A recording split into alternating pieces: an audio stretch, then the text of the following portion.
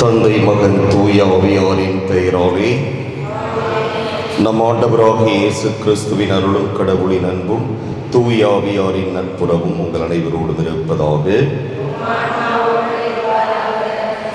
இறை இயேசுவில் அன்புக்குரிய சகோதர சகோதரிகளே, தூய மறை நிகழ்வுகளை கொண்டாட நாம் தகுதி பெறும் பொருட்டு நம் பாவங்களை ஏற்றுக்கொள்வோம். எல்லாம் வல்ல இறைவனிடமும்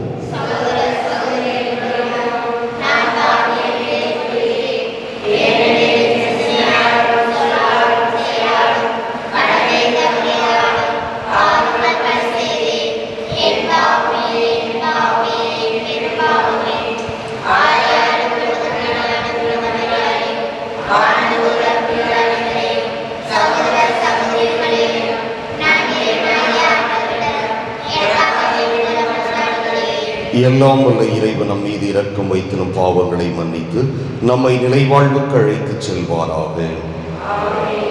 மன்றாடுவோமாக. எங்கள் விடுதலைக்கும் மீட்புக்கும் காரணரான இறைவா, உம்மை வேண்டுவோரின் குரலை கேட்டருளும். உம் திருமகன் சிந்திய இரத்தத்தால் நீர் மீட்டுக் கொண்ட உமக்கள் உம்மால் வாழவும் உமது முடிவில்லா பாதுகாப்பில் மகிழவும் செய்வீராக. உம்மோடு தூய ஆவியாரின் ஒன்றிப்பில் இறைவனாய் என்றென்றும் வாழ்ந்து ஆட்சி செய்கின்ற அவர் வழியாக மன்றாடுகின்றோம்.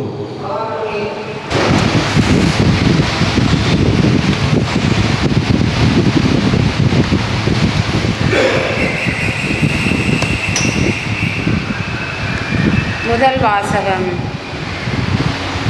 இயேசுவை கடவுள் உயிர்த்தெழ செய்து தமது வாக்குறுதியை நிறைவேற்றினார். திருத்தூதர் பணிகள் நூலில் இருந்து வாசகம். அதிகாரம் 13, இறை வசனங்கள் 26 முதல் 33 முடிய. அந்நாள்களில் பவுல் பிசிதியாவில் உள்ள அந்தியோக்கியாவுக்கு வந்தபோது அவர் தொழுகை கூடத்தில் கூறியது: சகோதரரே, ஆபிரகாமின் வழிவந்த மக்களே, இங்கு இருப்போருள் கடவுளுக்கு அஞ்சி நடப்போரே, இந்த மீட்பு செய்தி நமக்கு தான் அனுப்பப்பட்டுள்ளது. எருசலேமில் குடியிருக்கும் மக்களும் அவர்களுடைய தலைவர்களும் அம்மீட்பரை அறியவில்லை. ஓய்வு நாள் தோறும் வாசிக்கப்படும் இறைவாக்கினரின் வார்த்தைகளை கேட்டும் அவற்றை புரிந்து கொள்ளவில்லை. ஆயினும் அவருக்கு அவர்கள் தீர்ப்பளித்த போது அவ்வார்த்தைகள் நிறைவேறின. சாவுக்குரிய காரணம் எதுவும் அவரிடம் இல்லாதிருந்தும் அவரை கொல்ல அவர்கள் பிலாத்திடம் கேட்டார்கள். மறைநூலில் அவரை பற்றி எழுதியுள்ள அனைத்தையும் அவர்கள் செய்து முடித்தார்கள். பின்பு அவரை சிலுவையில் இருந்து இறக்கி கல்லறையில் வைத்தார்கள். ஆனால் இறந்த அவரை கடவுள் உயிரோடு எழுப்பினார். அவர் கலிலேயாவிலிருந்து தம்முடன் எருசலேம் வந்தவர்களுக்கு பல நாள்கள் தோன்றினார். அவர்கள் இப்போது அவர்தம் சாட்சிகளாக மக்கள் முன் விளக்குகின்றார்கள். இயேசுவை கடவுள் உயிர்த்தெழ செய்ததன் வழியாக மூதாதையருக்கு அளித்த வாக்குறுதியை அவர்கள் பிள்ளைகளாக நமக்கென நிறைவேற்றினார். இதுவே நாங்கள் உங்களுக்கு அறிவிக்கும் நற்செய்தி. இது பற்றி 2ஆம் திருப்பாடலில் நீரே என் மகன், இன்று நான் உம்மை ஈன்றெடுத்தேன் என்று எழுதப்பட்டுள்ளது. ஆண்டவர் வழங்கும் அருள்வாக்கு. பல்லவி. நீரே என் மைந்தர், இன்று நான் உம்மை பெற்றெடுத்தேன். என் திருமலையாகிய சியோனில் நானே என் அரசரை திருநிலைப்படுத்தினேன். ஆண்டவர் ஆணையிட்டு உரைத்ததை நான் அறிவிக்கின்றேன். நீர் என் மைந்தர், இன்று நான் உம்மை பெற்றெடுத்தேன். பல்லவி. நீர் விரும்புவதை என்னிடம் கேளும். பிற நாடுகளை உமக்கு உரிமை சொத்தாக்குவேன். பூ உலகை அதன் கடையெல்லை வரை உமக்கு உடைமையாக்குவேன். இருப்பு கோலால் நீர் அவர்களை தாக்குவீர். குயவன் களத்தை போல அவர்களை நொறுக்குவீர். பல்லவி. நீரே என் மைந்தர், இன்று நான் உம்மை பெற்றெடுத்தேன். மன்னர்களே, விவேகமாக நடந்து கொள்ளுங்கள். பூ உலகை ஆள்வோரே, எச்சரிக்கையாயிருங்கள். அச்சத்தோடு ஆண்டவரை வழிபடுங்கள், நடுநடுங்குங்கள், அவர் முன் அகமகிழுங்கள். பல்லவி. நீரே என் மைந்த, இன்று நான் உம்மை பெற்றெடுத்தேன்.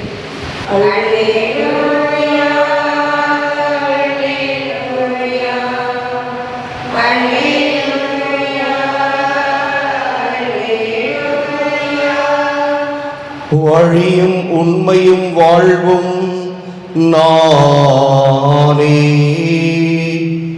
என் வழியாயன்றி எவரும் தந்தையிடம் வருவதில்லை என்கிறார் ஆண்டவர்.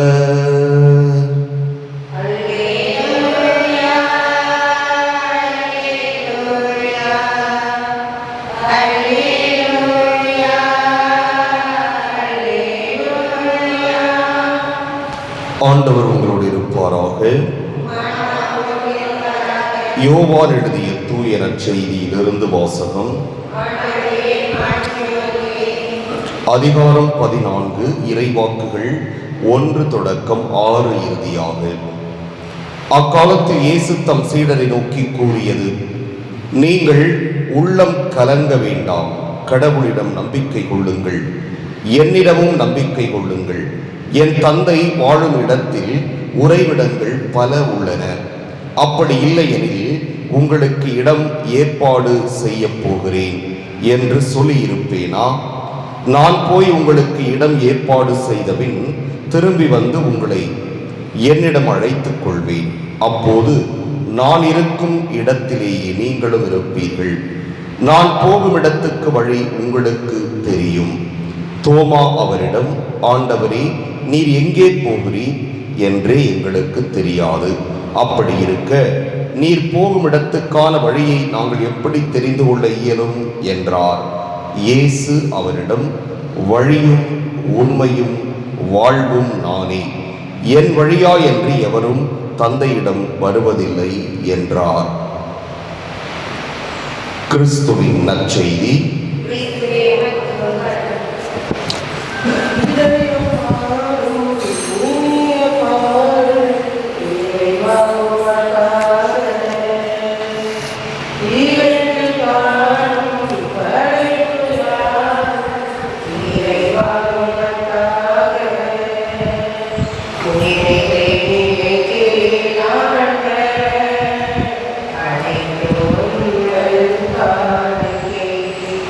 ஆண்டவர் அனைத்திலும் நிறைவான வாழ்த்துப் பெறுவீராக. வல்லமையில நாம் தப்பத்தை பெற்றுக்கொண்டோம். நிலத்தின் விளைவும் மனித உழைப்பின் பயணமான தப்பத்தை ஒப்புக் கொடுக்கின்றோம். இது எங்களுக்கு வாழ்வுரைக்கும் ஒப்பமாக மாறும். இறைவன் என்று வாழ்த்துப் பெறுவாராக.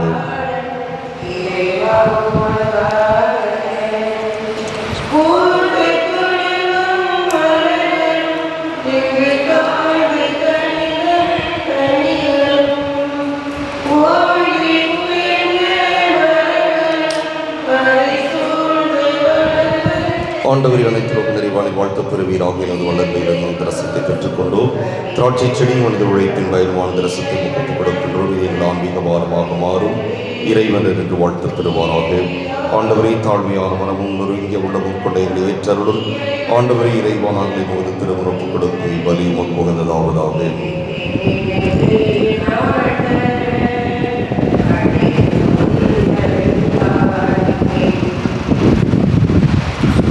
சகோதர சகோதரிகளே, என்னுடையதும் உங்களுடையதுமான இப்பலி எல்லாம் வல்ல தந்தையாக இறைவனுக்கு ஏற்றதாகும்படி மன்றாடுங்கள்.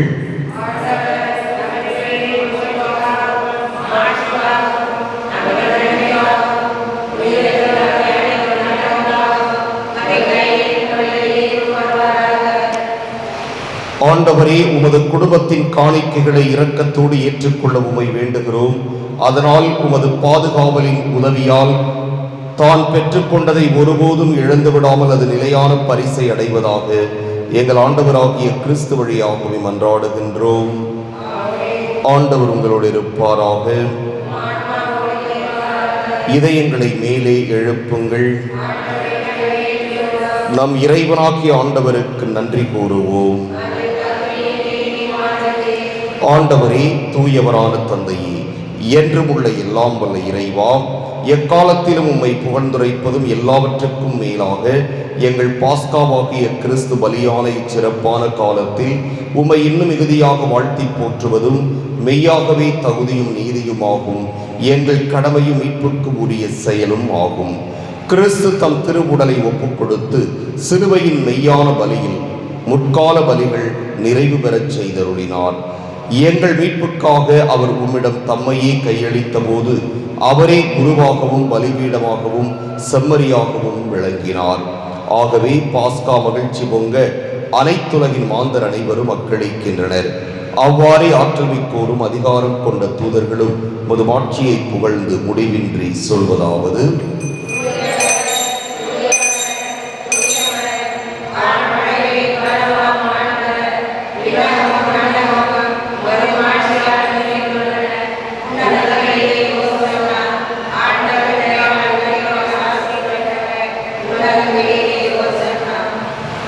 ஆண்டவரே, நீர் மெய்யாகவே தூயவர், தூய்மை அனைத்துக்கும் ஊற்று. ஆகவே உம்முடைய ஆவியை பொழிந்து இக்காணிக்கைகளை தூய்மைப்படுத்த உம்மை வேண்டுகிறோம்.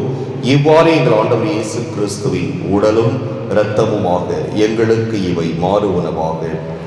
அவர் பாடுபட உளம் கனிந்து தம்மை கையளித்த போது அப்பத்தை எடுத்து நன்றி செலுத்தி அதை பிட்டு தம் சீடர்களுக்கு அளித்து கூறியதாவது: அனைவரும் இதிலிருந்து பெற்று உண்ணுங்கள், ஏனெனில் இது உங்களுக்காக கையளிக்கப்படும் என் உடல்.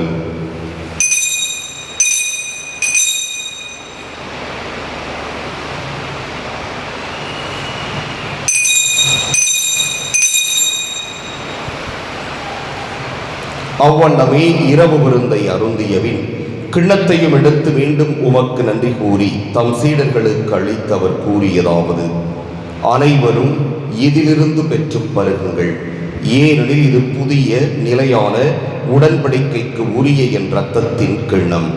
இது பாவ மன்னிப்புக்கென்று உங்களுக்காகவும் பலருக்காகவும் சிந்தப்படும். இதை என் நினைவாகச் செய்யுங்கள்.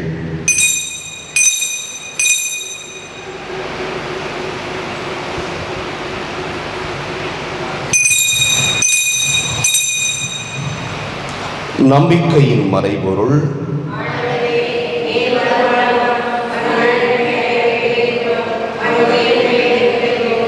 ஆகவே ஆண்டவரே, நாங்கள் கிறிஸ்துவின் இறப்பினையும் உயிர்ப்பினையும் நினைவு கூர்ந்து வாழ்வு தரும் அப்பத்தையும் மீட்பளிக்கும் கிண்ணத்தையும் உமக்கு ஒப்புக் கொடுக்கின்றோம். உம் திருமுன் நின்று உமக்கு ஊழியம் புரிய தகுந்தவர்கள் என எங்களை ஏற்றுக்கொண்டீர். எனவே உமக்கு நன்றி செலுத்துகிறோம். மேலும் கிறிஸ்துவின் உடலிலும் இரத்தத்திலும் பங்கு கொள்ளும் எங்களை தூய ஆவியாரோடு சேர்க்க வேண்டுமென உம்மை தாழ்மையுடன் மன்றாடுகின்றோம். ஆண்டவரே, உலகெங்கும் பரவியிருக்கும் உமது திரு அவையை நினைவு கூர்ந்தருளும்.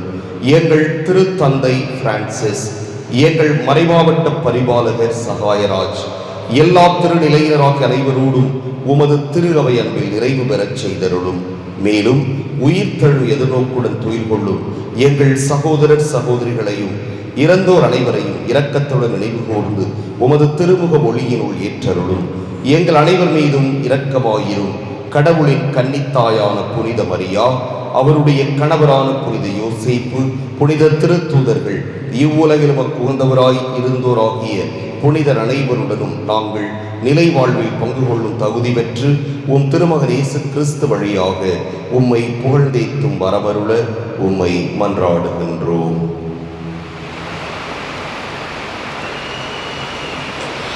இவர் வழியாக இவரோடு இவரில் எல்லாம் வல்ல இறைவனாகிய தந்தையே, தூய ஆவியாரின் ஒன்றிப்பில் எல்லா புகழும் மாட்சியும் என்றென்றும் உமக்கு உரியதே.